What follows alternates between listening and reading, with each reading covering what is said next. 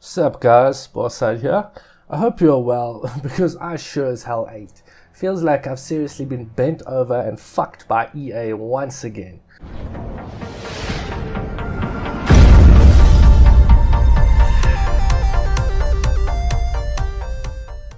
So now, recently after EA launched servers in South Africa, and for the most part I was ecstatic, we finally had servers. I mean, like, seriously, we finally got fucking servers. Anyway, so now first EA decides to shaft us by giving us only 2 of each server. For example, there are only 2 64-man conquest servers for the whole of South Africa to play on. Now, what makes matters worse is if you happen to be one of those fortunate souls that didn't give in to EA's bullshit and buy premium without first having local servers, you'll end up waiting almost as long as 10 minutes to get into a fully populated base game server. That's fucking bullshit, EA. I remember there was this one time that I waited over 20 minutes before I could get in, and that was only because the round had ended.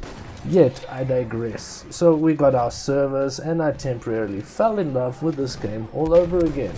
However, after giving in and buying the premium servers, which was only because I was bored as shit with the vanilla maps and weapons, I was soon to learn that it was just that kind of love that you wish you never had.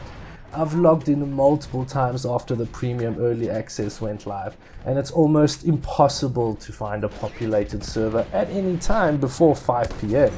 Now, I don't know if it's just because people don't really enjoy this game as much to justify the ridiculous asking price of the premium service, or if it's just because of how EA handled this whole server situation to begin with. Perhaps the game just pales in comparison to the magnificence that was Battlefield 4.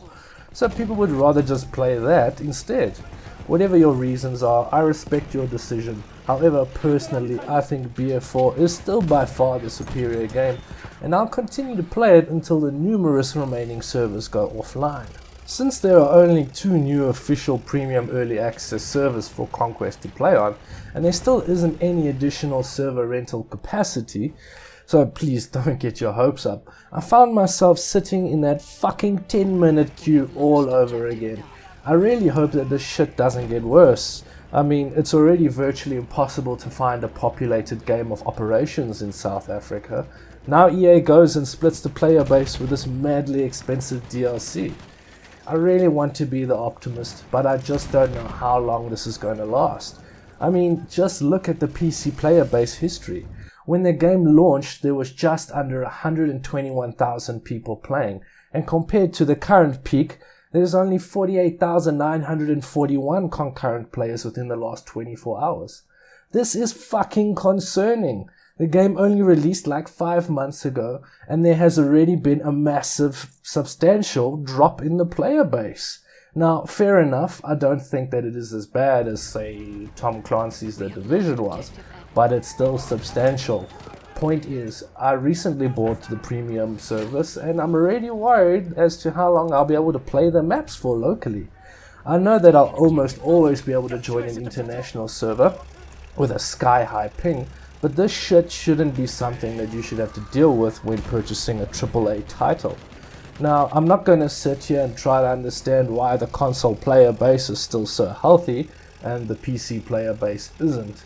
But, perhaps it's because of the game's casual nature, but nevertheless, however, regardless, people have their reasons, and I myself have my own reservations when it comes to this game. But for the meantime, I'm just gonna get as much playtime in on the new maps as I possibly can, because we all know that after a good few months, it's not gonna be as easy as it is now, even though it's still a fucking mission now anyways, but you guys get the point. So, we got 4 new maps in the French themed DLC. That's Verdun Heights, Fort Vaux, Soissons and Rupture. In addition to this, we also got 2 new operations. The new maps, to me at least, have pretty much the same look and feel to the vanilla ones, but are still quite refreshing at the same time.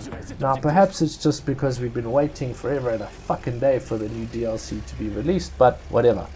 Now, They Shall Not Pass added a new game mode called Front Lines, which is best described as a mix of conquest and rush. This is where both teams fight for one flag at a time, and when this objective is captured, the action moves on to the next flag.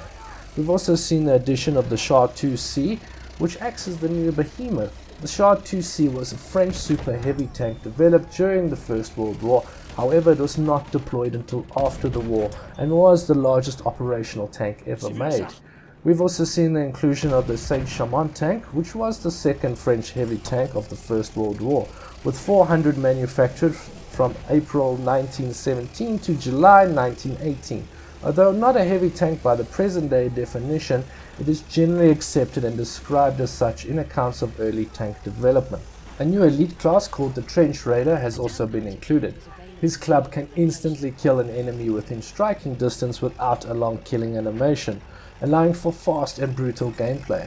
Coupled with faster movement speed and higher durability than most, this elite may prove to be quite an annoyance for anyone who goes up against it.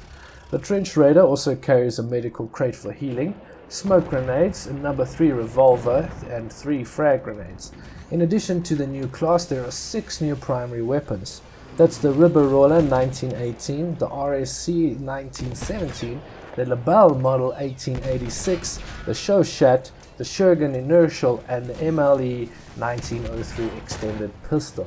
We also get 4 new melee weapons, which are only aesthetically different, and 3 new puzzle piece melee weapons. I do like how they've also added in a new exchange feature. This way you can at least trade in our scraps for specific skins that are in the rotation. There has also been quite a significant change to how grenades function. Keep in mind that this was part of the update, not the DLC, so this will affect everyone.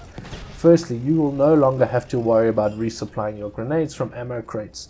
They will, however, auto-resupply after 36 seconds, so no more running around trying to find a support player with a crate. This does, however, come with a serious drawback, and that's a massive increase in grenade spam. It really feels like I'm now spending a disproportionate amount of time dodging those godforsaken fucking balls of death. On the bright side, they have also reduced the amount of gas, smoke and mini grenades down to 1, so hopefully that'll help. Although with the new grenade auto replenishing feature and the fact that you can reduce your 36-second wait by standing next to an ammo crate, I still think that many of us are going to be frustrated. And I must say though that I really don't know why they decided to nerf the smoke grenade. It's just so useful. I mean, especially when you have to push up towards an enemy objective while crossing an open field. And I mainly use them to be unspotted when I'm busy camping out in the distance as a scout player. A very welcome change, at least in my book, is the improvement to the meta class's self-loading rifles. They have seen an increase in accuracy, the spread finally increases at a lower rate, and thank God they no longer have such hectic recoil patterns, well, at least in comparison to what they were before.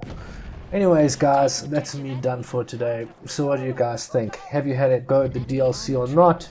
If so, how are you finding it? I'd really like to know, so please don't hesitate to leave a comment down below. If you like this video, please be sure to like and subscribe for future content. Until next time guys, take care of yourselves and have a chilled one.